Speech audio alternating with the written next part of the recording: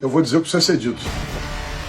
No último episódio a gente falou sobre a picanha. Hoje a gente vai falar sobre por que ela tá cara. E a resposta começa num lugar bem específico. Olha só. Eu tenho 100% de confiança no companheiro Galípolo. Nunca fui favorável à independência do Banco Central. Em 2022, o candidato Lula tinha uma opinião muito clara sobre o Banco Central. Ouçam aqui. Porque o Banco Central vai precisar começar a baixar o juro. Todo mundo sabe que nós estamos preparando esse país para ter uma política monetária mais séria. Promessa registrada, mas vamos olhar o que aconteceu depois do que ele ganhou? Primeiro fato, o Banco Central, que era uma aberração, agora tem um presidente indicado pelo próprio Lula. A autonomia, que era para ser revertida, continua intacta. E os juros? Chegaram a 15%. Hoje, 14,5%. Sob o presidente que disse em 2022 que juro alto mata o trabalhador. Segundo fato, em 2022 o discurso era sobre o povo. Em 2025, quando os juros subiram, o discurso mudou. Eu poderia estar mais feliz, mas eu tô triste.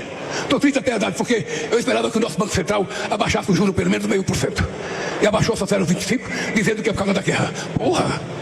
Essa guerra até no nosso Banco Central? Repara no movimento. Em 2022, o Banco Central autônomo era uma aberração. Em 2025, o Banco Central é autônomo. E eu respeito a autonomia. Não é a minha opinião contra a opinião dele. É a opinião dele em 2022 contra a opinião dele em 2025. E o trabalhador que ele dizia querer proteger continua pagando o juro mais alto do mundo. Terceiro fato, e é esse o que dói. Quando o juro está em 14,5%, era 15%, quem paga a conta? Esse é o trabalhador que o candidato de 2022 prometeu proteger. Esse é o povo que o Banco Central deveria servir. E é aqui onde alguém na televisão vai aparecer para te explicar que, na verdade, o juro alto é necessário, que a inflação exige, que o cenário internacional, que o fiscal, blá, blá, blá. Olha aí. No começo do ano achava que ia ter recessão no ano por causa desses juros e ela está terminando o ano em 2%. E o câmbio, que estava em 6,18 no começo do ano, que a previsão é que chegar a 7 e está terminando o ano em 5,35. Então os números melhores do que o previsto e melhor do que estava. Tudo bem, eu entendo.